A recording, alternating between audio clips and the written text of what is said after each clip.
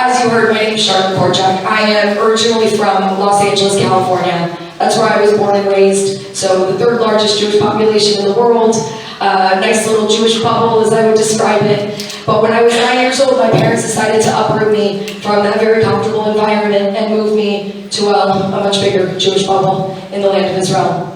Now, I say the land of Israel and not the state of Israel, because one of the things that StandWithUs prides itself on is being an education organization and sticking to facts. We are not a partisan organization. We don't stand for either the right or the left. We stand for Israel, period. We're a Zionist organization. We believe in Zionism, and there are right-wing Zionists, and there are left-wing Zionists, and there's everything in between. But we have to stick to the facts. And the fact is that where I moved and where I lived for the first year that I was in Israel was not technically part of the sovereign state of Israel. It is a territory that is disputed, and it is a territory that is under partial Israeli control, but also partial Palestinian control. And I'm pretty sure you all know what I'm talking about by now. I'm talking about the West Bank, Judea and Samaria. And again, I will use both those terms interchangeably because, again, I'm not going to take the stance politically. And we all know if you say one or the other, people start to paint you in terms of where you stand politically. And I hope that by the end of this, you don't know where I stand politically, but you will know through and through that I am a Zionist, always. So we moved to a settlement or a Jewish community in Judea and Samaria in the West Bank, and we lived there for a year. And very quickly after a year, my family realized that small towns were not for us. Like our neighbors wanted to be our friends, and we were like, no. We found the biggest city we could find, which is of course Jerusalem, and if one more student says Tel Aviv to me, I'm going to scream. Jerusalem, the largest city in Israel, with over 1 million inhabitants. And so we moved to Jerusalem, and we lived there for another 4 years. And it was during our time living in Jerusalem that I will turn 13, and then very quickly I will come face to face with the Israeli-Palestinian conflict for the first time. I turned 13 in August of the year 2000, which means that a month later, many of you shaking your nodding your heads know that the second Intifada began. And so from here I was a little 13-year-old kid, and I found myself living basically in a war zone. And I hate to describe it that way, but on the streets of Jerusalem during the Intifada, every day, your life was at risk. And so for me, I was living in this environment of terror. I got on a bus to school every day, not sure if my bus would be blown up. One day, the bus that I took to school was blown up. I had taken an earlier bus. 17 other people from my community were killed. And my parents spent an hour believing that I was one of those people killed. So it was close. It was very, very close. And then, a few months before that, the conflict became very, very real for me. One night, a suicide bomber walked up to a group of my friends who were out eating pizza, and he blew himself up. And in the process, he murdered 3 of my friends. They were 15 and 16 years old. So as a 14-year-old kid, I lived a conflict that I didn't understand. I had never been taught the history. I had never been told the Palestinian story. But it keeps cutting out. Oh, that's better. You just beat it, and it'll work better, right? So I had never been taught this history. I didn't understand what I was going through. And with that, a lived experience with no information comes a lot of emotions that are not usually justifiable, like hatred. And I did as a 14-year-old kid. Well, what else would I feel towards the people who murdered my friends? But as I got older, it wasn't a people, it was specific people called terrorists. And I had to learn a much bigger picture, a holistic picture of Israel. But I didn't do that for a long time. Unfortunately, my family couldn't survive in Israel during the Intifada, not physically, but financially.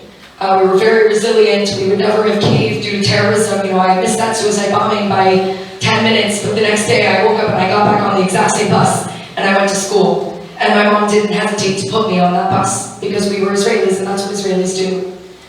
But we couldn't survive financially. And so my family decided to leave Israel. And we moved from Jerusalem to Las Vegas, from the holy city to the city of sin.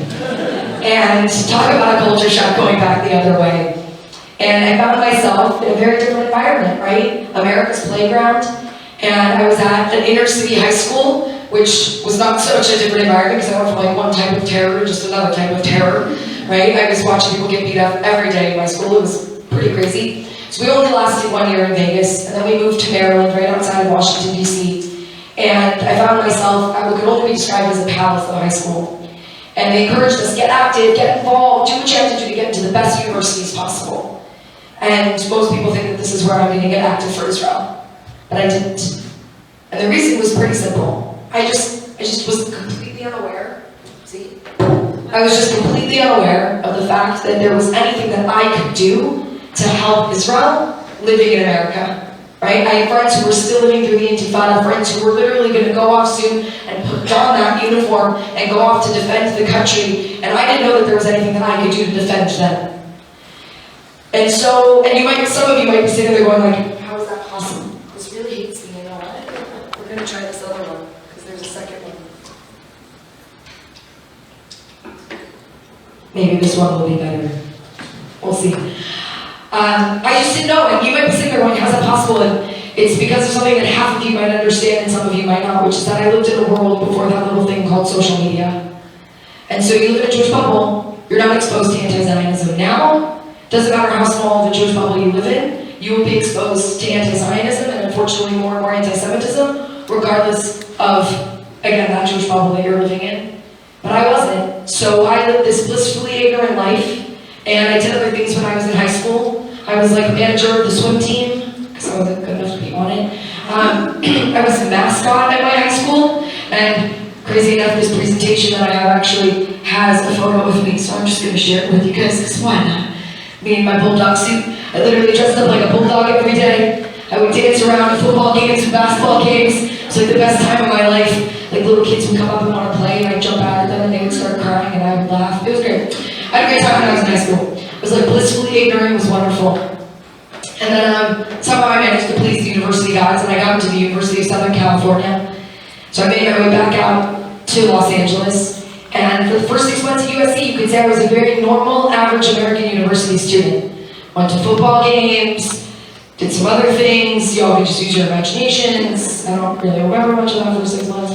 And then comes second semester, and I'm walking on campus one day, and I literally felt like I got hit in the face with an apartheid wall. A structure that's put up on campuses throughout the world that basically calls Israel an apartheid state and depicts a security barrier that, by the way, the decision to put up that barrier was made the day after I missed that suicide bombing. Because 17 people from my community were killed, and Ariel Sharon said, enough is enough, what can we do? And he decided to build a barrier to stop terrorists from being able to walk into Israel. And they decided to depict that thing that is today, God knows how many lives it has saved, but with it and other measures, it has reduced terrorism by 90%. But they decided to depict it as an apartheid wall. As if Israel just put it up to segregate, to separate, because they were racists. It's a crazy concept. I always say to my students, if we wanted to do that, why didn't we just do it in 1967? Why did we wait until 2002 at the height of terror? Context matters. And so here I was facing the structure on campus that demonized Israel, delegitimized Israel, said that we should end Zionism, which was basically calling for the end to Israel, said that Zionism was racism. And I found myself in that position that I think so many young people find themselves in these days, right? Where you see something, and you just have no idea what to say. And you feel very, very defenseless. And I hated that feeling. It woke me up to the fact that I cared so much about Israel and about the Jewish people, but I didn't know anything. How can you care so much and not know? And I wanted to know. And I think unconsciously I made a decision that day to go out and figure it out.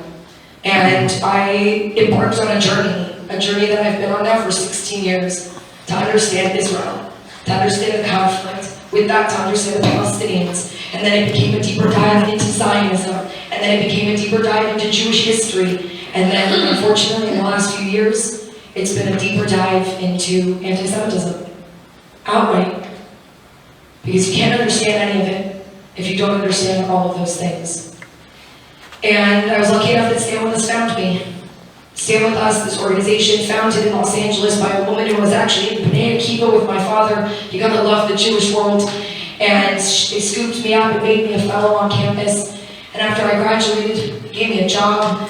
And about a year and a half into working with students in Los Angeles and in the southwestern United States on campuses like Berkeley and others where our students were facing this vile vitriol every day, I decided it was time to go home. And almost 10 years ago, I decided to make Aliyah again and move back to Israel. I'll be celebrating my 10th anniversary January 1st. So I survived 10 years, which, if anyone has ever lived in Israel, that is a feat.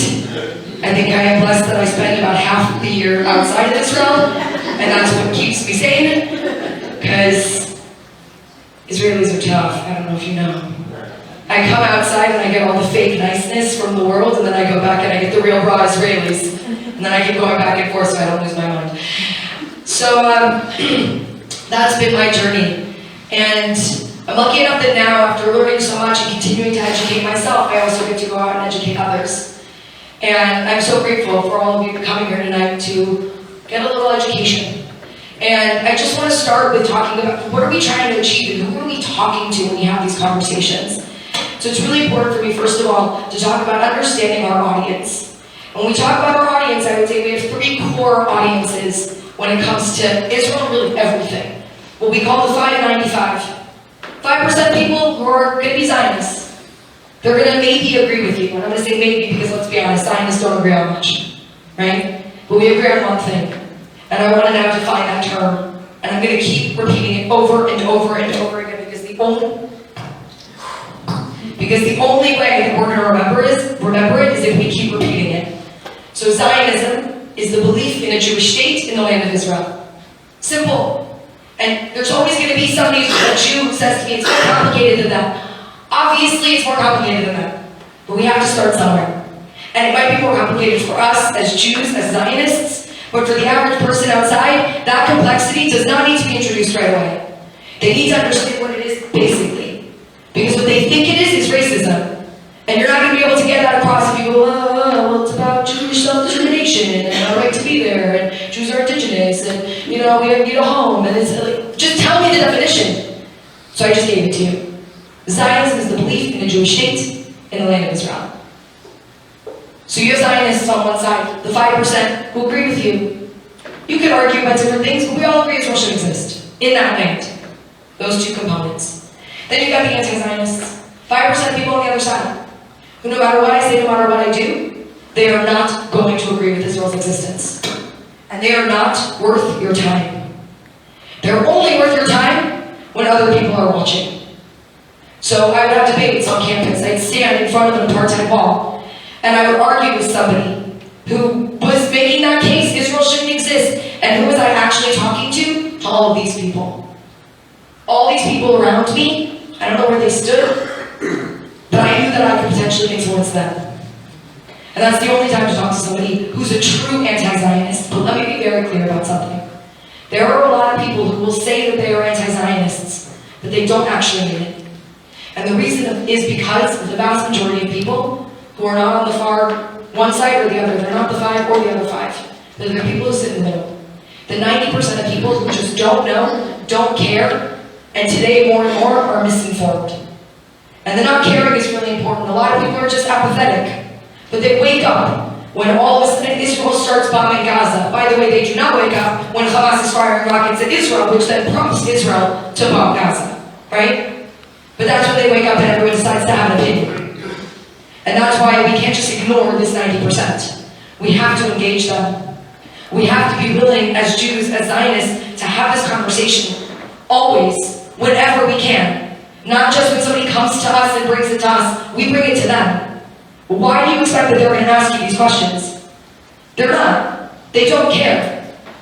And they won't care unless you tell them why they should. So you have to do it all the time. And when I say all the time, I mean it. Let me tell you all something. I was on a plane 2 weeks ago from Las Vegas to Los Angeles. And I was sitting next to these 2 people.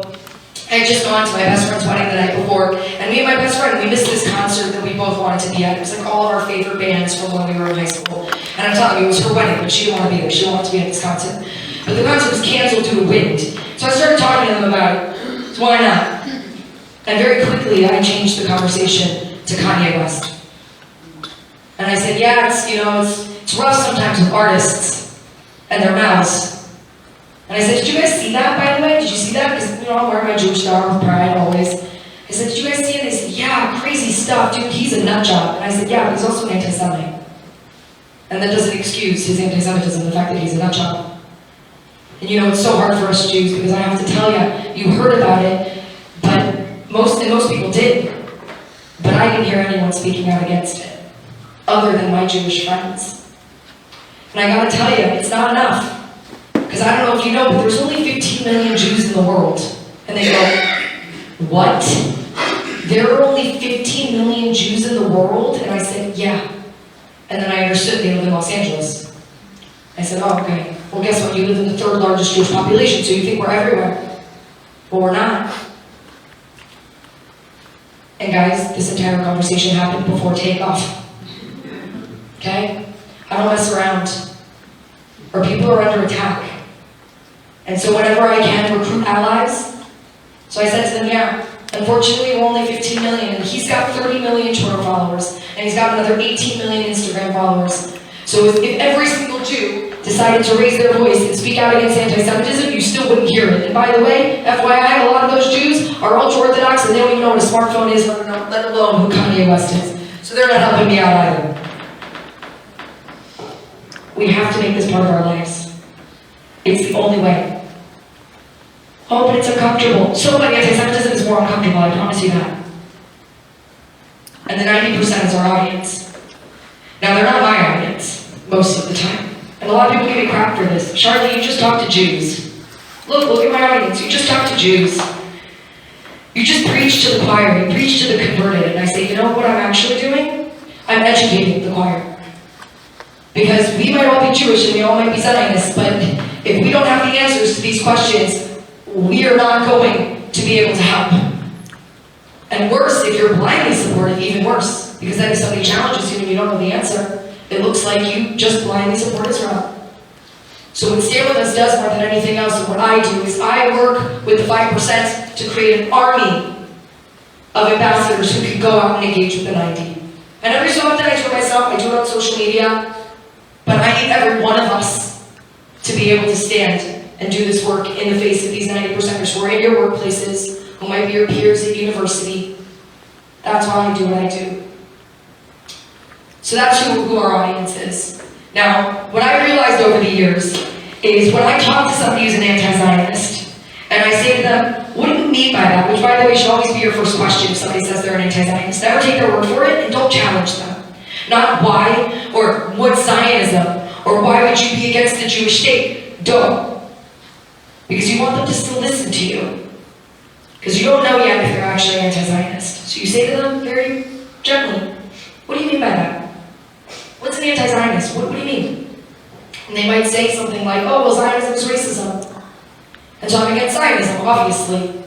And then you learn, oh, okay, this person is not actually an anti-Zionist. This person is somebody who is misinformed. And I can correct that, I can fix that, right? The person might say that they're, really against Bibi Netanyahu and his policies. And they don't like settlements. And they don't like, excessive force. Is that an anti-Zionist? Sounds like a Zionist to me.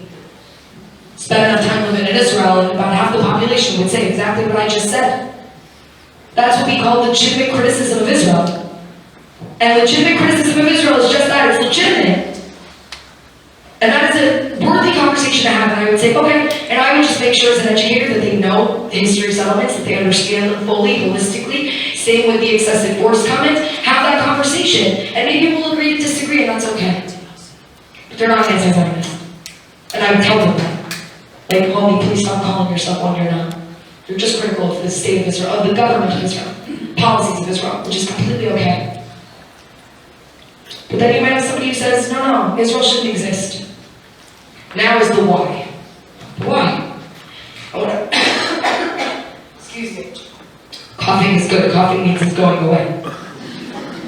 That's just what I'm going to tell everyone on the plane tomorrow. I'm going to New York.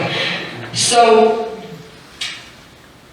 I realized over the years that when I ask that question, why, I tend to get one of three answers. What I want to do tonight is work through those answers with you, of what they're going to say and what we say in response. So the core claims made against Israel's right to exist. Now the first core claim is the most important to tackle, because it is the foundation upon which every other claim rests. It's what I call the core false narrative made against Israel. What's the core false narrative? Exactly. But I'm going to tell it like a story, because stories are more compelling. He said colonial settler state. What do they say? They say that Jews are just a bunch of white European colonialists who came to the land of Israel, who came to Palestine, and stole it from the native population. Right? Now, first of all, we have a huge challenge. Can I talk like this? Yes. Thank the Lord. Can't with the microphones. First problem, that is the easiest thing to believe. A bunch of white people went to a place with darker people and stole their land. Sound familiar, Australia? And I'm allowed to say that because I'm an American. And I can also say it to Canadians. And I can say it to many people around the world. Because let's be honest, how many countries were founded on that foundation? Right? It's so easily believable. And yet it's completely not true. But here's the problem. The story that I now have to tell them is the most unbelievable story because it's only ever happened once. Because what's the actual story? The actual story is that Jews are from the land of Israel. That is our home. That is where our language, see, I'm so much better without a microphone, right? Sorry, I'm even feeling it more. Okay. Our language, our culture, our traditions stem from that land. It doesn't matter where you were born. It doesn't matter if you can trace your roots back. I'm the daughter of 2 converts. I can't trace my roots back more than 1 generation. But I can trace my traditions back. A month ago, I lived in a hut for a week. And I took a palm branch and some willow and some myrtle and a citron and I shook it around for a week. Okay? That's not normal. But it's normal for us and it comes from there. And when I was doing those traditions, I spoke a language that comes from that land. So one, I'm indigenous to that land. And then what happened to us? We were sent into exile. Forced out multiple times, once by the Assyrians who we lost ourselves as a result, then by the Babylonians who ended up in the Middle East. So you have now Middle Eastern Jews, Iranians, Iraqis, Yemenites, Arabian, into North Africa, Egyptians, Moroccans. And then you have the Roman exile, 600 years later, which sent the Jews predominantly into Europe. And from there, scattered around the world. And then the next part of the story, which Jews, by the way, love to skip over, is that we were persecuted everywhere we went, which is how we ended up everywhere.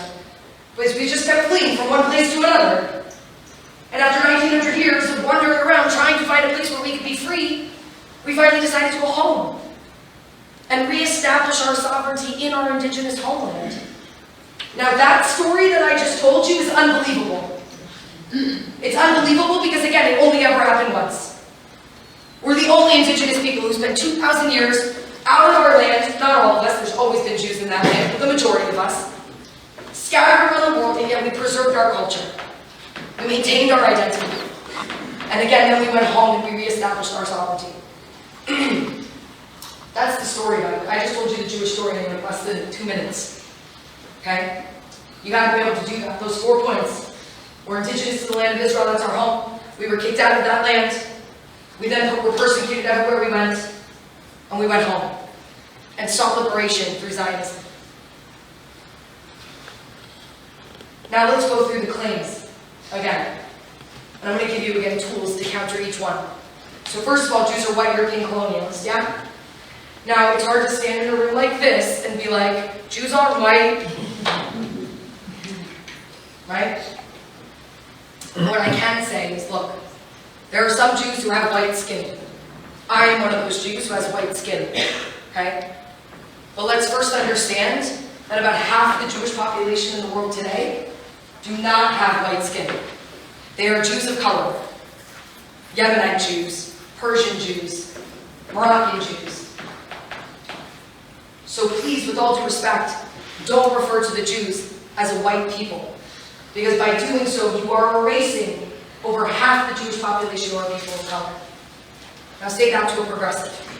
And watch how quickly you throw them into a world of cognitive dissonance. They don't know what to do with themselves. That's why they deny. that we have any Jews of color, because it messes up the narrative. Now, I also live in a world, sort of, in America, where white skin means privilege. I think that might mean it here too, yeah? But we have a history of racism that runs real deep. So I might also have to add, look, I'm not saying that my white skin has not afforded me certain privileges in this world. But that does not mean that I am therefore absolved of all other types of discrimination. And I would look at that progressive and say, and I don't think you would ever look at a trans person who also has white skin and say they are therefore privileged and do not suffer any type of discrimination. Yeah? Again, cognitive dissonance. And again, I wouldn't say this aggressively. I would say it very politely. Because I want the person to understand what they're doing. So no, Jews are not white. Some Jews have white skin. Some don't. The next piece, European. Some Jews ended up in Europe and acculturated into European society. But there are also some Jews who never stepped foot in Europe. Yemenite Jews went from Israel to Yemen, back to Israel. That was the end of their journey. Ethiopian Jews, again, Israel, big circle, down to Ethiopia, and then eventually back to Israel. End of the story. So no, not all Jews are European. In fact, Jews are not European at all. Jews are Judeans from the land of Israel. And as long as they kept that Jew part and kept those traditions, they are the indigenous people to that land. So they ended up in Europe. They're not European. There's a difference. And then the colonizer part. Ooh, it's rough. When they call us colonizers, they're trying to say that we are foreign to our own home. And you know why it hurts so hard? Imagine if you were born in Israel and only ever lived in Israel, and somebody comes and says you're a colonizer. I would literally look at them and say, if I am, where do I belong? Where is my home? Because that's the only home that they know. They don't have anywhere else to go. That is their home. So no, I'm not foreign to that land. Again, I am indigenous to that land. My language, my culture, my traditions, just like what was said. And again, use the freakish Jewish traditions that we practice. People say to me, Charlotte, stop trying to say that you're an indigenous person. It's not cool. And I guarantee in this country they would say the same. We have First Nations here. Don't you dare try to steal that narrative. I'm not stealing the narrative. I'm like them. What happened to me is what happened to them. And they look at you and they say, no, you're Australian. You're fully assimilated into Australia. Look how you dress, look how you talk, look how everything. And I would say, yeah, sure. I'm fully assimilated. Me, Charlotte, the American. And like the fully assimilated Charlotte, 7 months ago, me and my family one night, we turned off all the lights in our house. And then we pulled out a candle and a wooden spoon and a feather. And we went around the house and we looked for crumbs. And when we found said crumbs, we swept those crumbs with the feather into a brown paper bag. And when we were done, we put it all in the bag. And the next morning, we took it out to the street and we burned it alongside our neighbors. You did that too, right? All Australians do that? All Americans do, with the wooden spoon? Yeah? No? Stop saying that I am assimilated. I might have acculturated a little bit to be able to survive in this world. Some people haven't, by the way. Look at Williamsburg. I think there's a community here we can make that argument about too, yeah? They're not here. They speak Yiddish, right? Don't say that I'm an assimilated Jew. It's offensive, because I'm not. So no, I'm not white, I'm not European, I'm not a colonialist. Now let's get into a little bit of that. I went through some of this history of our presence. Israelites, and then the Jews, the empires that restored us, but then tried to defeat us, and then we defeated, and then defeated us again, and then in comes, in the 2nd century, Muslims, Arabs. We have to tell this story. We can't ignore the other side. We have to explain that while I have 3,000-year-old history in the 7th century, Muslims will conquer this land from the Byzantine Christians. And they will, some of those Arab tribes, lay down roots in that land. And some of them will remain there until today. And so we have another part of the story. which is that for the last 1,300 years, Arabs have now also lived in that land. But they were being ruled by somebody else as we get to modern history. They were being ruled not by Arabs, but by a Turkish empire that took over that territory. And when that Turkish empire took over during that time period, in the late 18th century, this idea emerged in the world. And it was called nationalism. And this, the Jews thought, would be their salvation. They thought we've been persecuted, now we're going to become citizens, we're going to get equal rights, and we're going to be fine. And then they did become citizens of certain countries, and they did get certain rights, but then once you give the Jews some rights and some ability to progress, what happens? The Jews progress very far, very fast. And once we get to that point, so you got really bad anti-Semitism, then we get some rights, and we move up to this place of what people are going to call privilege, right? You're going to look at Jews in Turnek, and they're going to say, oh, those Jews. And then they're going to come after you. Because they can blame you for their problems. I always say Jews should be the most afraid when we are the most comfortable. I.e. right now. And that's exactly what happened in Europe. And we see a massive spike in anti-Semitism towards the end of the 19th century. Pogroms, Jews sort of being now framed as this race that is taking over. And we say, you know what, we gotta get out of here. And Zionism emerges. What's Zionism again? We've already forgotten, right? Unless you wrote it down. And he's about to go back to his notes. See?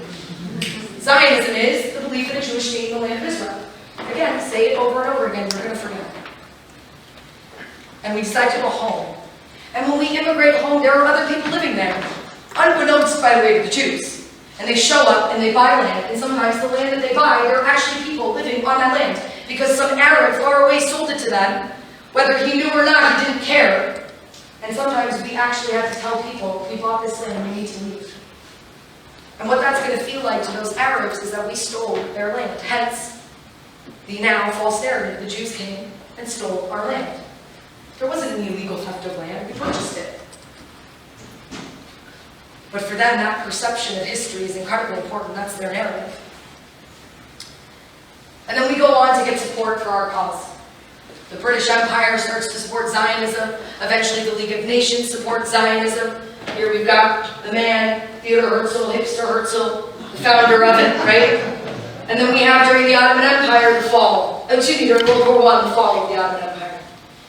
And the League of Nations steps in after the war, and they say, we're going to give this land to the Jews, to make it a national home for the Jewish people.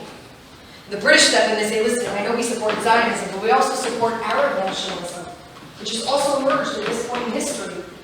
And what they do to try to appease both sides is they chop off 77% of it. They split it up and say, that's going to be for the Arabs that we made the promise to, the Hashemite Arabs. And what's between the river and the sea will remain for the Jews, the national home for the Jewish people. But there are still Arabs living in this territory. And they still feel like their land is being stolen from them. And one of them, a very violent individual named Haji Hussein, decides to start to spread incitement to get people to go out and kill Jews. And they do. Throughout the 20s, right? The pogrom of 1920, the pogrom of 1921, the famous Hebron massacre of 1929.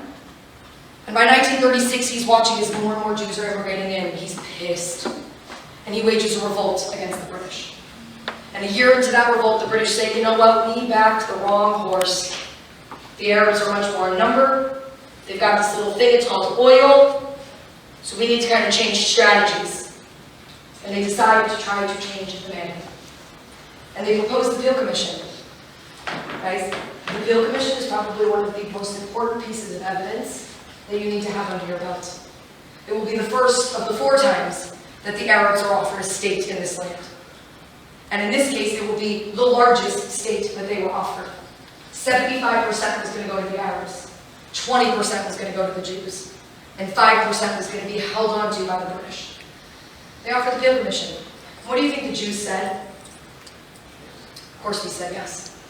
It was 1937.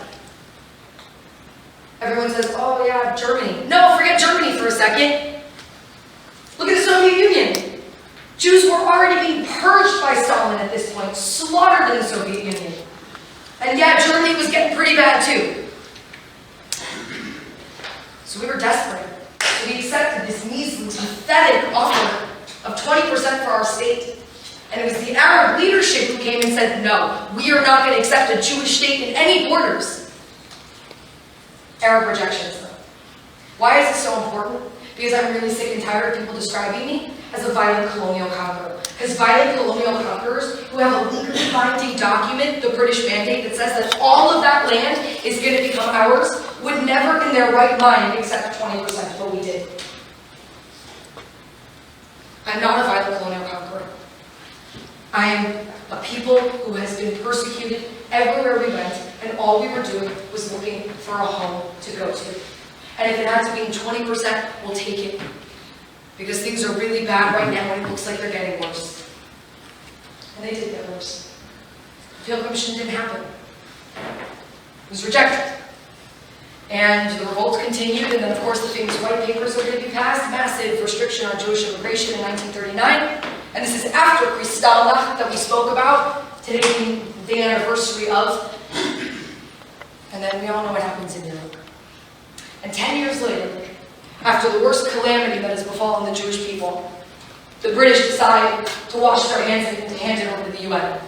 And the UN yet again steps up, and this is the second time that they say to the Arabs, we'll give you a country in that land, in 45% of it, and the Jews are going to have 55% of it.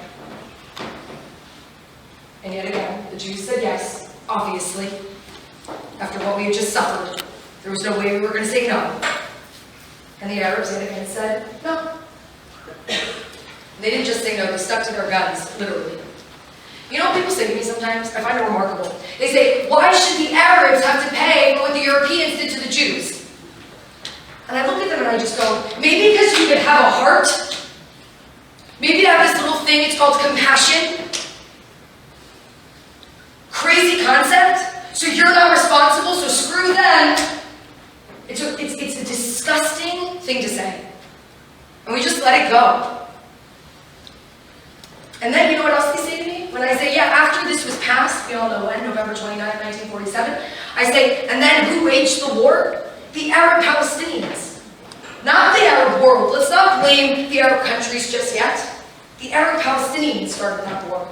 Khaja Husseini in exile in Egypt, rallying his militias, go out and fight. And you know what people say to me? They say, of course they started the war. You were about to take 55% of their land. And I say, okay, let's run with that. Let's run with that. So, you're right, they chose war, good. At least we agree, right, that they started the war. Okay, cool. So what they did was they gambled. I don't gamble. Because you could lose everything. And in Vegas, you will. The house always wins. I know. They gambled with 45%. A guarantee. You could end this right now and have a country of your own. But they said no. We don't want the Jews to have a country on any of this land, so we're going to go to war. And they expected, there's only 600,000 Jews. We're 1.2 million Arabs in this land. We got this. And then they didn't have it. They lost. And they got nothing. And the saddest part is that there are innocent people who didn't take part in that war, who either fled because they were just afraid, or were mixed in and ended up being expelled when they found themselves in a hostile area. And they became refugees. And they're still refugees. And then people have the audacity to throw it in my face and say, why don't you let them return? You're to blame. And I say, I didn't start the war. I accepted partition. I accepted compromise. They were the ones who said all or nothing. They have sympathy, have compassion, because it's not their fault, those innocent people who are now been living in a victimhood for the last 3 generations. Because everyone says one day they'll return. It's another question for another time, if time permits. But what ends up happening during this war? The Jews, rightfully so, declare independence. That is how Israel was born. Now you might be sitting there going, Charlotte, that was a great story. But I am dealing with people who have the attention span of an ant. And they are not going to listen to what you just said. Okay, I'm very big on telling my audiences a lot of detail, and then making it really short and sweet. Ready? So how did Jews acquire this land? Again, Jews are from there, and then the Arabs arrived many, many centuries later, and they were both living there. The Jews were living mostly abroad. They were being persecuted everywhere, so they decided to go home, and they bought land. And sometimes people had to be kicked off land. It was really unfortunate. But then they tried to compromise on multiple occasions. The Peel Commission, where they accepted 20% of the land. The 47 partition plan, where they accepted 55% of the land. And every step of the way, the Arabs unfortunately said no to a Jewish state. And the last time they waged a war. And during that war, my country was born. That was like less than 30 seconds. Yeah? You know what you do? You say that very quickly, and you might say, yeah, but it's more complicated. Of course it's more complicated. But you gotta spark an interest. And then they'll say, hold on, pump the brakes, back up, tell me that story again. And now you can add some more detail because you've caught their attention. You gotta start somewhere. But no, I'm not a white European colonizer who just came and stole somebody else's land.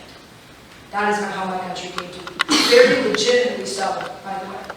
More legitimate than many of the countries that still exist in this world, let's be honest. So that's claim number one. And why did I say that it was the most important? Because if somebody rests their understanding of Israel on this false foundation, they will not understand anything that you have to say about Israel.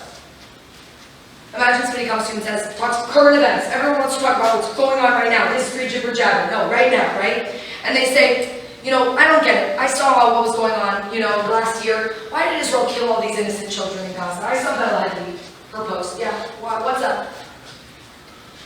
I can give a great answer. I can stand up and say, look, it is tragic that innocent people died in Gaza. And as an Israeli, it breaks my heart that to defend me, innocent people have to die. So let's understand why that has to happen.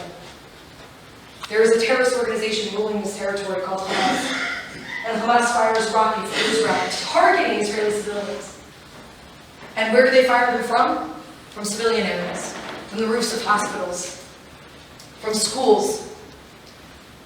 And they draw Israel's fire into these areas. Now Israel still will do everything in its power to warn the people in the area, to get them out of the vicinity so that they are not harmed. But I don't know a war where there isn't, unfortunately, tragic, innocent loss of life. But we will work our hardest to ensure that it is as low as possible. And I dream of the day that Hamas is no longer in power in Gaza, and that the Gazans don't have to live under that kind of regime that uses them every day as human shields. Decent answer? Yeah?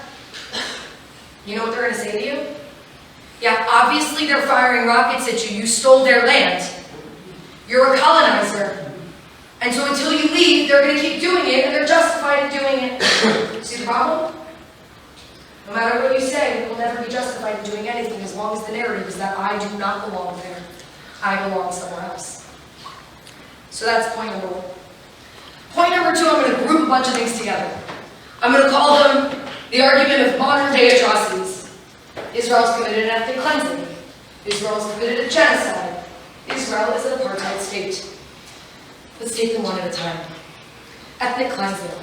The argument is that when Israel was founded, the goal was to remove all the Arabs from Israel. And we wanted to create a Jew-only country. This perpetuates that lie that Zionism is racism. Meanwhile, from Herzl to Jabotinsky to Ben-Gurion, they all talked about a Jewish state with Arabs inside of that Jewish state who would have equal rights. And that was the Jewish state that Ben-Gurion created. A Jewish state with Arabs inside of it that had equal rights. And we read it out in our Declaration of Independence. But yes, during the War of Independence, we did expel people. Now let's understand the context. We didn't, by the way, for the first 5 months of that war. But in March of 1948, we had a problem. Jerusalem was under siege. And the people in Jerusalem, the Jews in Jerusalem, were being starved to death. And Ben-Gurion had to change its strategies. Up until that point, it was defensive. But every time we tried to break the siege, we were being attacked by Arab irregulars, Arab fighters, who were attacking those convoys on the road to Jerusalem. So we issued an order in late March of 1948. That order is known as Plan Dalet, Plan D. Why am I bringing this up in such specifics? Because anti-Israel people, anti-Zionists, have read this in a book called The Ethnic Cleansing of Palestine, written by an Israeli named Ilan Pappé. And he says this policy was Ben-Gurion's policy of ethnically cleansing the Arabs. Now what did it say? Plain Dalit said we have to go village to village and we need to clear out any hostility that we find. He did not say go village to village and clear out Arabs. And there are pieces of evidence to back this up. You ready? Again, I'm all about the evidence, guys. Sound bites are great. Facts, hard evidence, that's what you need. You need things that are easily Googleable. Where you say it and somebody Googles it and they say, oh yeah, that's true. So we go on the road to Jerusalem, we go village to village. And in almost all of them we encounter hostility. And we clear out all of those villages. And yes, again, innocent people are mixed into this, no doubt about it. But then we reach this village. Every one of you, how many of you have been to Jerusalem? So if it's all of you, every one of us has driven right through this town. Anyone know what I'm talking about? I'm talking... Oh, see, because you're one of my students. And I've been looking at you the whole time going, man, that was an IBCer many moons ago. And I've been waiting to ask you this whole time how that just happened. Because now I know. And I'm proud. Abu Ghosh. Abu Ghosh was there in 1948. And it's still there today. And it's because Abu Ghosh wasn't hostile. They were Arabs. If we had a policy to kick them all out, why didn't we throw them out? Well, we skipped right over them. There was even a communique that came to Ben-Gurion from one of his commanders in Nazareth. They had taken over the city of Nazareth, and he sent to communicate to Ben-Gurion saying, I'm going to expel the Arabs in Nazareth. And you know what was Ben-Gurion's response? Why? Do not expel them. Are there still Arabs in Nazareth? Yeah, it's one of the larger Arab cities in Israel today. Where's the policy about the cleansing? If it was about all Arabs, the answer would have been, yeah, go ahead, expel them. But it wasn't. And by the time that war is over, 160,000 Arabs will remain inside of Israeli territory. And they will be given citizenship in Israel.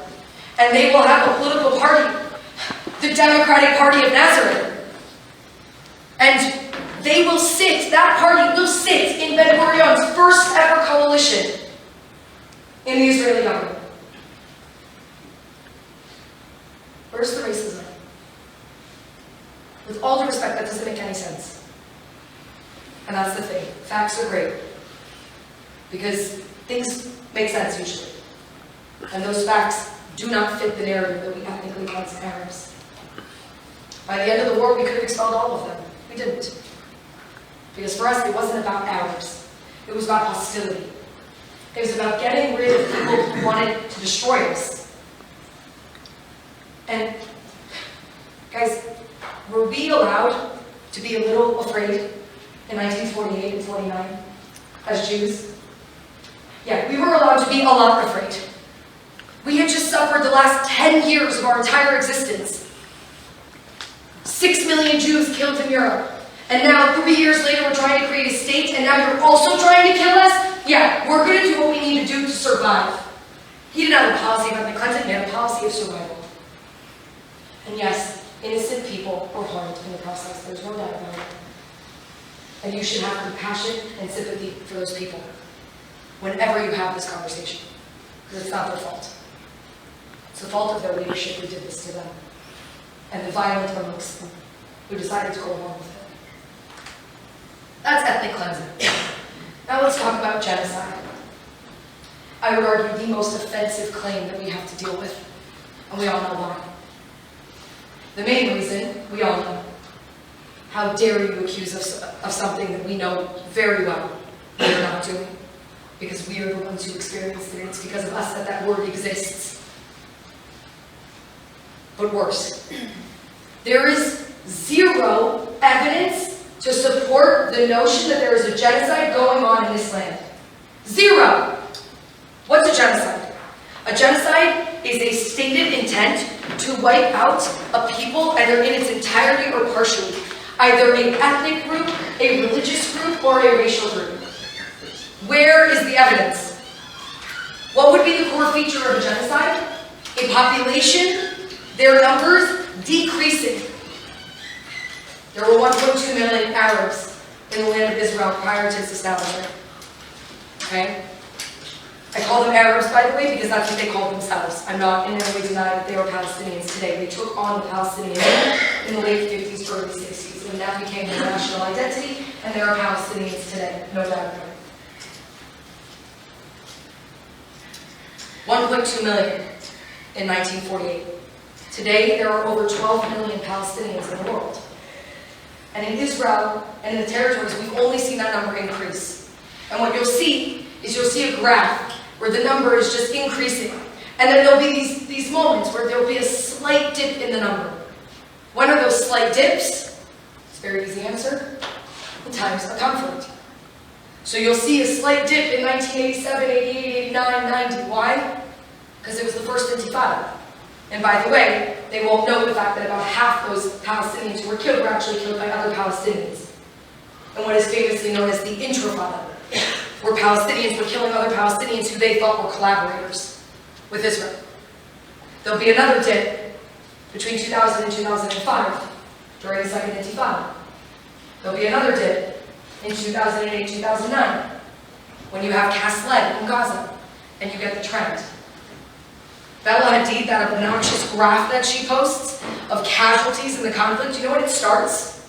It starts in 2005. I would start it there too.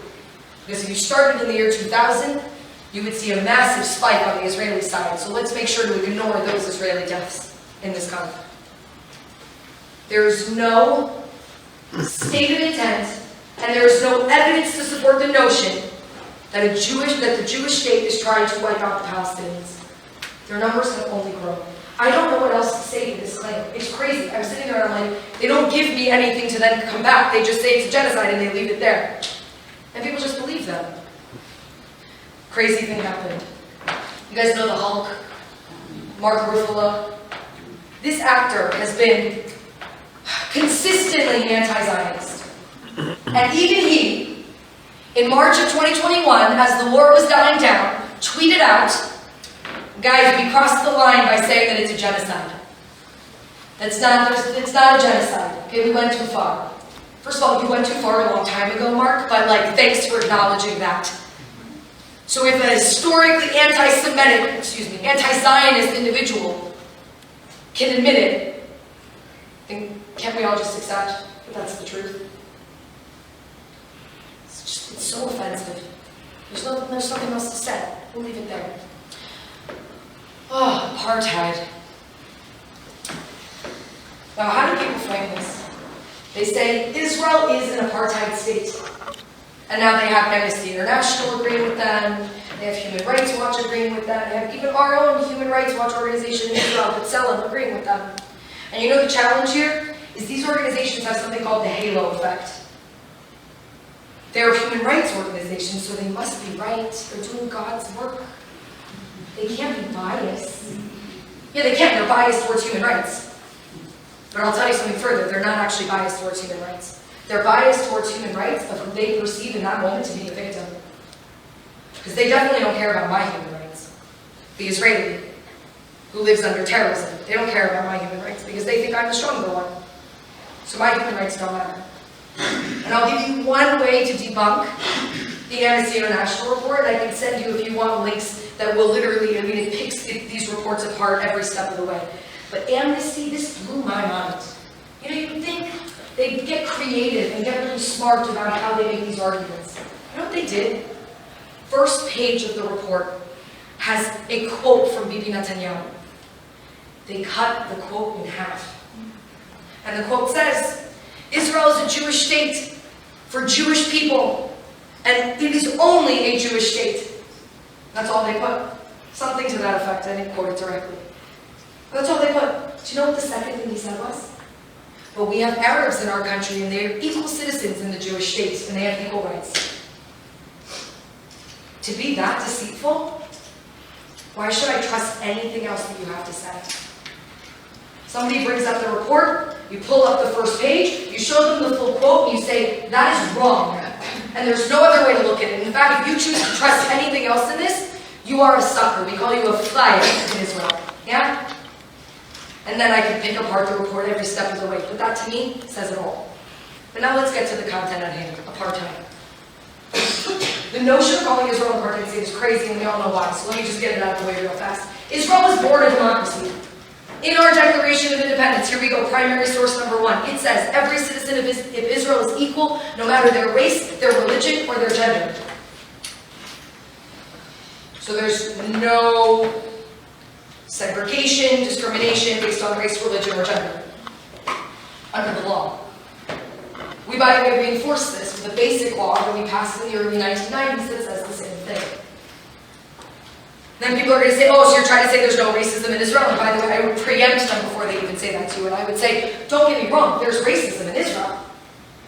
I mean, some would even argue that we just elected racists in our government. It's not hard to argue that when one of the people who we just elected, Weizmann, came out and straight up said that Arab women and Jewish women should not be giving birth in the same hospital wards. I don't know how to call that anything else but racist. And again, I do not care where you sit politically, but I will call it racism wherever I see it. That doesn't mean that Israel is racist. That means there are racists in Israel, and find me a country where there aren't racists. And then I would say, if an Arab or any other minority experiences racism in Israel, what can they do? In a democratic society, you have tools at your disposal to fight against that racism. What are those tools? First of all, you can go out into the street and you can protest. And you don't have to be afraid you're going to be shot down by your government, because you won't be. 2, you can sue people. I'm an American. We love that avenue. Okay? A Jew says to an Arab, I'm not going to sell you my house because you're an Arab. The Arab goes to court, and he will win. And we know because historically they do. There are Arab judges, there are Arabs within the legal system. We have basic laws, we're going to follow them. 3rd thing you can do is you can vote. The most powerful tool that we have in a democratic society. Something that I did last week very proudly before I got on a plane and came to Australia. And the last thing you could do if you really want to put your money where your mouth is you can run for office.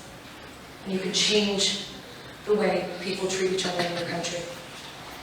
That's how democratic systems work. They're not perfect societies, but they build systems so that they can create a better society. Now, all of you are sitting there probably thinking the same thing. Ugh, dude, we know this. But it's not about Israel. It's about the West Bank. Yeah? Do you know what my biggest pet peeves? Is that when people say that to me, and I get so scared, when somebody comes to them and says, Israel's an apartheid country, and they automatically start talking about the West Bank. Because you know what you have not done? Is you have not established for the person, first and foremost, Israel proper. The state of Israel is not an apartheid country. Period, end of discussion. And we just gave you the facts to be able to back that up. So then let's say, okay, now I understand you might have been referring to Judea and Samaria, the West Bank, which is technically not part of the state of Israel. It has never been sovereign Israeli territory. So the Israeli laws don't apply there. And there are differences in the West Bank, so let's talk about that. In the West Bank today, you have 2 different administrations. You have the Israeli administration, and you have a Palestinian administration, which emerged in the 1990s with the Oslo Accords. And so you have 2 administrations distributing rights to their people. And those rights are not equal. No doubt about it. Israel is a democracy. Their people have freedom of speech, and freedom of press, and freedom of assembly. Palestinians do not. But that's not because one government is distributing those rights unequally, like apartheid South Africa was giving out rights unequally. It's 2 different administrations. So if you have an issue with Palestinians not having those rights, take it up with the Palestinian Authority, not with us. And then they'll say, but there's segregation then. Look, you segregated them, you put them in those areas, A and B, and you're in area C. First of all, there are also Arabs in area C. Let's start there. Second of all, we segregated? I'm sorry, let's go back. Comes the 1990s, the Palestinians are demanding a state of their own, in the West Bank and Gaza, by the way. In English, that's what they were saying, at least. And so we go ahead and start negotiating with them, and in a signed agreement with them, meaning that they agreed to it, we separated from each other to give them self-government. And now you're going to come back at me 25 years later and try to say that I did it because I'm racist? Dude, no. You're not going to rewrite history right now. The situation in the West Bank today is a disaster. Anyone who says otherwise doesn't have eyes that are connected to their brain. But that's what it is. It's a disaster. It's not an apartheid. And I tend to look at people at this point and I say to them, look, if you want to talk to me about Africa, right? It still exists. And for like the 4.5 decades that it was under an apartheid regime, did anyone walk around saying South Africa shouldn't exist? What did they say? They said end apartheid. Because when countries do things that you disagree with, you tell them to stop doing them. You don't tell them to stop existing. And if I sound a little frustrated, it's because I am. Because I don't understand why these types of criticisms and accusations, which are not true to begin with, but even if they were, are only ever directed at the Jewish state. And we're the only ones who are told, stop existing. And maybe, just maybe now you understand a little bit why Jews believe, and rightfully so, that anti-Zionism is a form of anti-Semitism. Because it's just us. Nobody else. And it's frustrating as hell. And it's offensive that you make me stand here and defend my existence to you. But I shouldn't be surprised. I'm a Jew. And I know Jewish history. Rant over. Let's carry on. Now, why did I do that before the third? Because the third is the one that's got a little bit of a bite to it, if it was true. Just gonna real quick.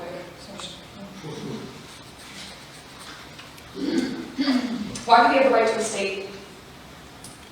Because there's this thing, it's called the UN Charter, and it says that peoples have the right to self-determination. So you know what they'll say, and by the way, we hear this most from Palestinians. This is very much a belief amongst the Palestinians more than anybody else. They say, religions don't have a right to self-determination. Jews are a religion. You don't have a right to self-determination. There's no other country in the world that was created for a religion.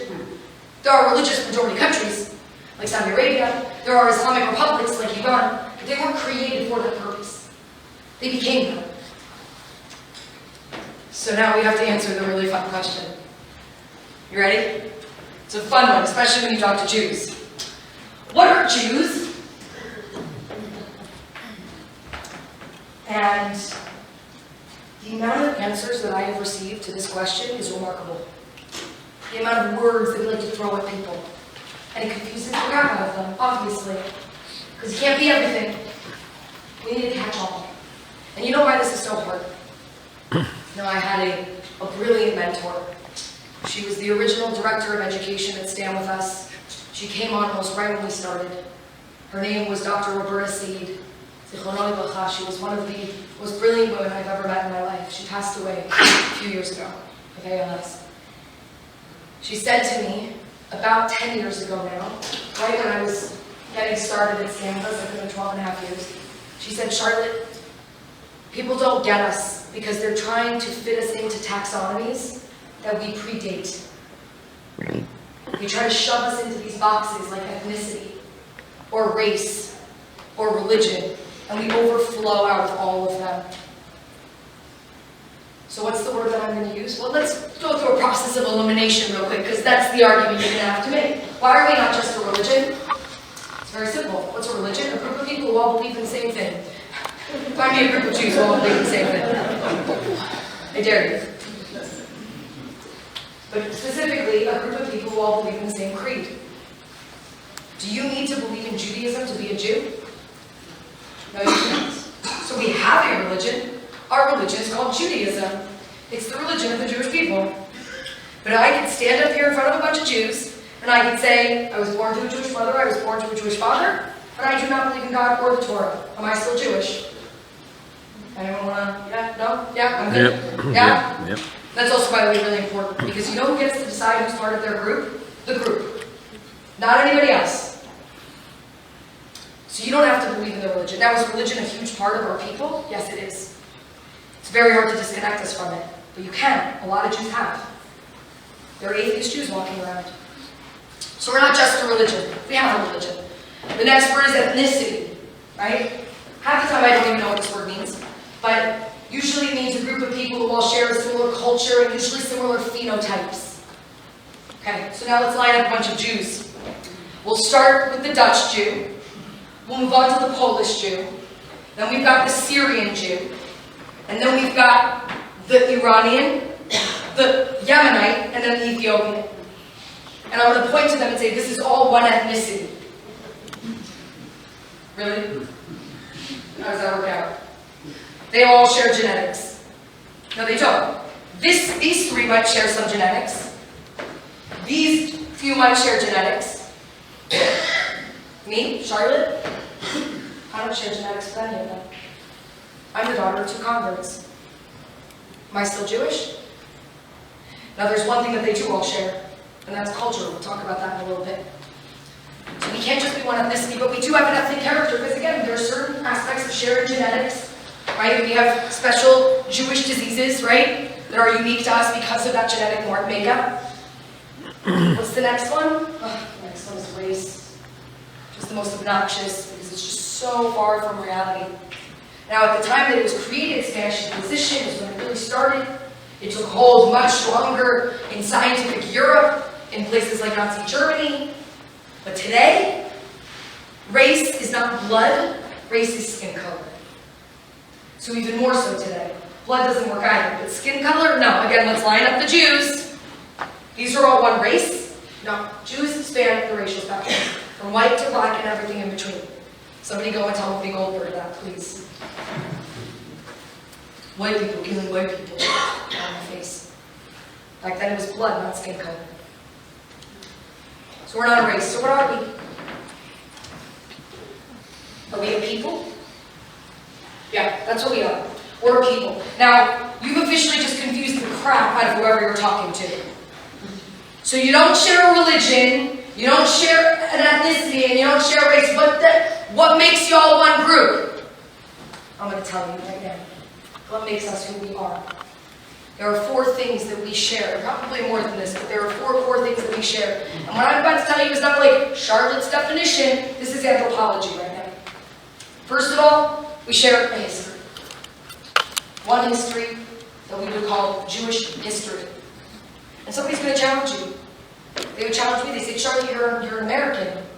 You're trying to tell me that the Farhud, the massacre of Iraqi Jews in 1941 is part of your history, and what would I say? Of course it is. That was my family. Far off somewhere, but they were practicing the same exact culture that I was practicing on that same day. So yeah, of course that is. And they would challenge Yemenites, oh, you're trying to tell me that the Holocaust is part of your history? Yeah, of course it is. And we go back in history, and there's actually a shared history that we actually truly shared when we were all once together. We have a narrative that says that we came out of Egypt together. We got the Torah at Sinai together. Again, a narrative. I veered off a little bit from verifiable history right now, and that's why I said it. But we share a history. No matter where we are in the world, we share a history. The next thing we share, I've said it a lot, we share our culture. Now again, people can easily argue with you. Oh, okay. So like last year, I went to a Passover Seder, and I went to a white Jew's house. I think they call themselves Ashkenazi. And at some point during this meal, the head guy starts chopping up chunks of horseradish and hands it around the table. It was really unpleasant. The following year, this year, I went to a Persian's house. And that moment where I'm dreading the horseradish, they handed me this like really nice piece of romaine lettuce. But here's the thing, before that happened, we started singing this song, and the women pulled out spring onions and started whipping the children with the onions. I don't know what was going on, but that didn't happen at the other guy's house. Thank God for an Australian who corrected me, because I was calling them scallions, and half the people didn't understand what I said. A people divided by a common language, as Churchill would say. If I went into a Yemenite synagogue today on Shabbat, I would be very lost, I would admit it. I have never, ever davened in a Spartan Israeli shul. Just never did it. And somebody would say, how can you say that that's the same culture? And I would say, because you know what? At some point, I would know exactly where we were. Maybe that point when every one of us covers our eyes. Or maybe that moment when everyone does this. And we all get real quiet.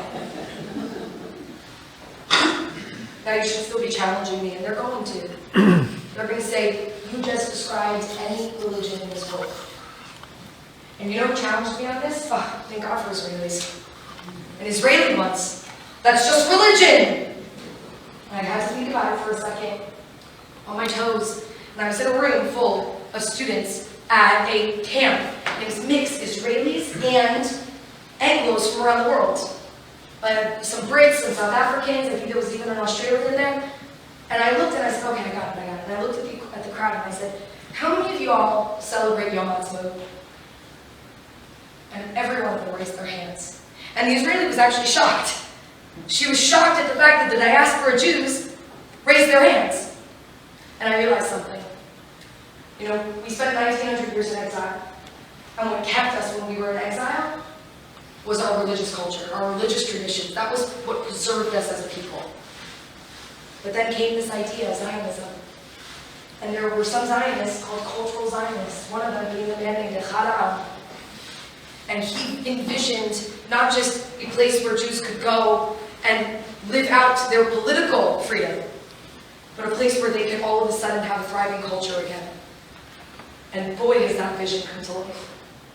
And now I could go around the world and I could say to Jews, who here knows the song, Yerushalayim Shel Zahav? How I could have just started to play the melody, and every one of us would know what I was talking about.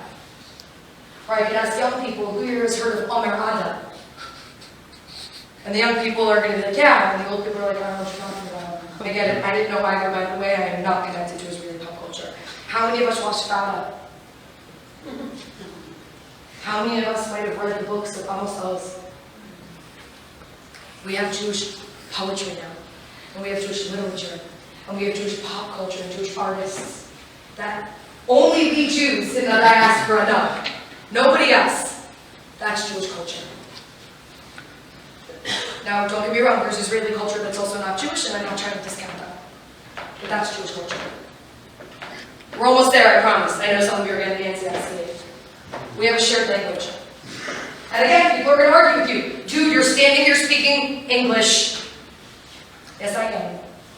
Because my people ended up scattered all over the world, and we needed to somehow figure out how to work that out, so we started to speak your languages. But our language never fully died. We have one language. You ask any Jew what's the language of the Jewish people, you're going to get the same answer all the time, and it's going to be Hebrew.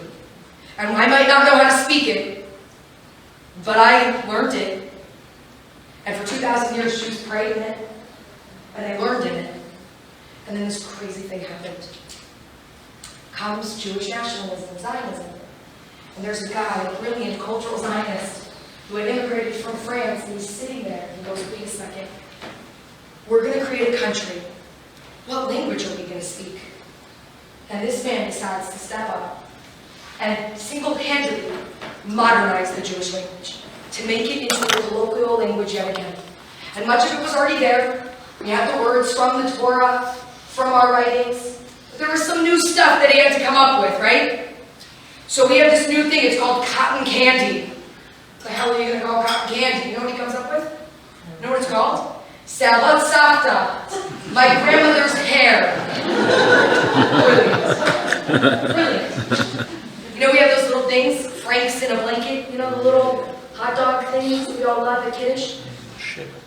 Well, we're not going to call them pigs in a blanket because we're Jews. You know what he calls them? Oh my gosh, the best. Moshe Bateva. Moses in the basket. Brilliant. Brilliant.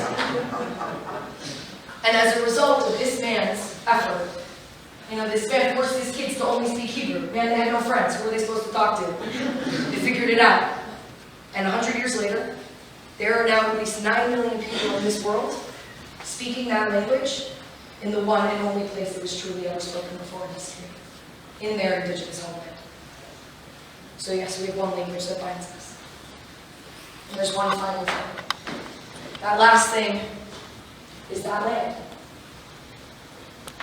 We share a land. One home. One place that we call home. One place that I can go into any synagogue in the world, and I will most likely know where Israel is because the Aram is usually facing that direction. One place where we can dig our heels in and say, not that the land belongs to me, I don't like that. That doesn't elaborate for anybody else. But I will actively say that we belong to that land. In Israel we say, and here it's Chet. I don't have another land. That's home. So maybe you've convinced them. And they go, okay, you're a people. And then you say, thank you for letting me to define myself. I appreciate it. Crazy concept. And then they ask you 2 follow-up questions, and I promise you I'm wrapping up. Okay, so you're a people. Why do you need a state? Why do you need a country? And why does it have to be there, where there's another people? I'm going to answer the second one first, and I'm going to answer it like a Jew, another Jewish culture thing we do, right? I'm going to answer it with another question. I would look at the person and I would say, look, why there? All right, where else would you like me to go? I'll wait. Any suggestions? There's usually a Jew in the crowd who goes, what about Uganda? You know the craziest part? If somebody says any other place, you sit there and you look at them and say, you are calling me a colonizer in my indigenous homeland. Where else could I go where I wouldn't be one? I'm pretty sure if a bunch of white Jews from Europe went to Uganda, we'd have a problem at some point. Because I don't have a connection to Uganda and I have no reason to be there. And there are people who are actually from Uganda who probably the British probably stole their land and then tried to offer it to us. That's not helpful. And more importantly, Jews spent 1900 years trying to go somewhere else. We wandered the world. We only went home because you made it impossible for us to live everywhere else. So we are there then. And you know what they're going to say to you? Oh, I love this. They're going to go, but Australian Jews live very comfortably in Australia. And Australians say that to me too. And I say, yeah, sure. Sure, we live comfortably because every one of us to get in here today went through 2 layers of security, a metal detector, and we stand behind a wall that thank God the government paid for that's bomb-proof. Super safe. Thank you. They don't know. And we have this little thing, it's called CSG, made up of Jews who protect other Jews, who keep us safe. Don't tell me they're uncomfortable here.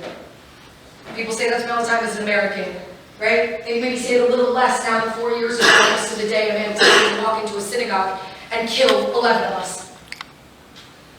We have a false sense of comfort. And they look at us from the outside and they think, oh, the Jews are comfortable. It's because we've created that comfort for ourselves.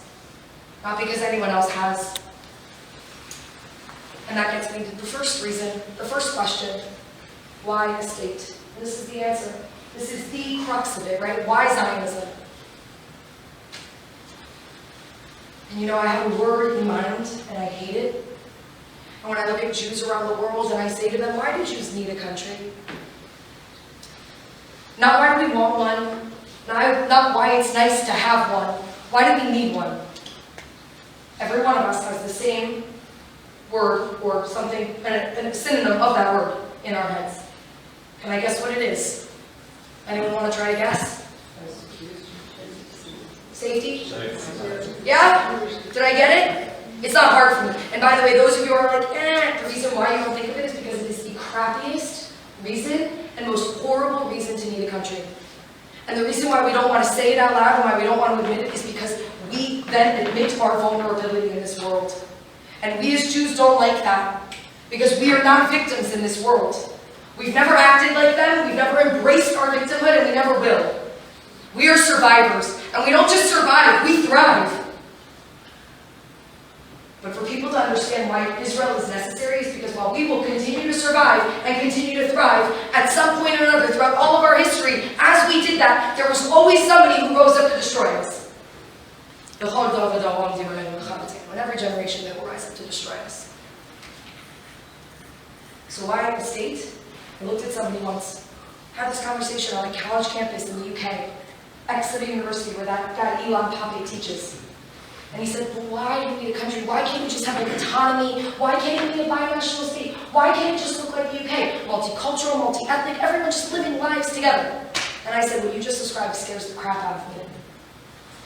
Because for me, it's about survival. And this guy looked at me like I was cuckoo for Cocoa Puffs. Survival? Let me clarify who I was talking to. I was talking to a Chinese, Bangladeshi, Christian Muslim. I was as confused as you are. I said, how does that work? He said, my mom's a Christian, my dad's a Muslim, and I said, you are? Spiritual. I said, okay. But then it dawned on me. This man comes from, first of all, the Chinese, where there's 1 billion of them walking around. From Christians, where there are 2 billion of them walking around. And from Muslims, where there's almost, again, 2 billion of them walking around. So the notion of survival is not even something that they can even fathom. So when I said survival, he said, what do you mean? And I said, he goes, what do you think? That some dude's going to wake up one day and just decide to wipe out the Jews? And I go, oh, that's exactly what I think is going to happen. And I said, homie, 80 years ago, that is what happened. And the world sat back and let it happen. And I said, in 6 years, 6 million Jews were killed. And he said, look, don't get me wrong, the Holocaust was horrible. Like, I'm not trying to excuse that in any way. But that's not going to happen again. And again, it was a lot of people, but like 6 million, you're talking about survival. And then it dawned on me. The most common misconception out there. The one that I talked about earlier. People think there are way more than us walking around than there actually are. And I looked at him and I said, oh, how many Jews do you think there were before the Holocaust? And he goes, oh, like a few 100 million. If only. Right? We'd have a lot more problems, let's be honest, because Jews do not agree on anything. Could you imagine if there was a few 100 million of us walking around? Why today? And I said, oh, that's why. I said, there were 18 million Jews before the Holocaust. So after, there were 12. And he said, how many are there today? And I said, there are about 14.5 million, because this was a few years ago. And I watched as everything changed. And he said, oh, I had no idea. When I talk about survival, I'm not messing around. The Jews are not just the people who were persecuted 80 years ago. The Jews are a people who have been persecuted endlessly and relentlessly for our entire existence. And the world proved to us 80 years ago, not that they all hated us, but it was simple. All we needed was for one man to decide to wipe us out, gather a bunch of people who would do it for him, and then have the world sit back and let it happen. All it took was there not being one country in the world that held the Jews as their top priority. And as a result of that, a third of the Jewish population, 33%, were wiped off the face of the earth. So I need one country in this world that holds me as a priority. One country that I know, no matter where I am in this world, will come and rescue me and protect me. And whatever it is today, what would be the equivalent of bombing the train tracks, I need a country that would do that. And you can tell me all day long that this country might be the country that'll do it, but I don't trust you. And you've given me no reason to. So I trust the Jewish state. And that is why I am a Zionist. And that is why I will forever be a Zionist. And none of us should be surprised that anti-Semites focus their attention on Israel. Because if I wanted to kill all the Jews, I would also try to wipe out their first line of defense. The strongest thing that you can do. Yes, I can say educate yourself, you showed up, you're working on it, and we're here to help you every step of the way. But the best thing that you could do every day, and you could do it starting tomorrow, the greatest screw you to the anti-Semites is you becoming more Jewish. Outwardly. I went and I bought my star a year and a half ago and I've never taken it off. I went to Rome, I went to Dubai, I wore it. You want to punch me in the face? You want to kill me? Kill me. I do not care. I'm going to stand tall and I'm going to stand proud. Because I'd rather not live than live a life where I have to hide who I am. And that is the biggest screw you to anti-Semites. And it scares the crap out of them. So every one of us can leave this room, and the way that we can work to fight against anti-Semitism is be more Jewish. Stand tall, stand proud as a Jew and as a Zionist. And again, educate yourself, because the more you're educated, the more knowledge you have, the taller you will stand, because you will have the courage to walk that tall. You want to ask me questions? Bring it on. I'm here. That's why I'm a Zionist. I will always defend Israel, and I will always defend the Jewish people. It's a worthy cause. So I want to thank you all for showing up tonight and for being Zionists. Walk tall, walk proud.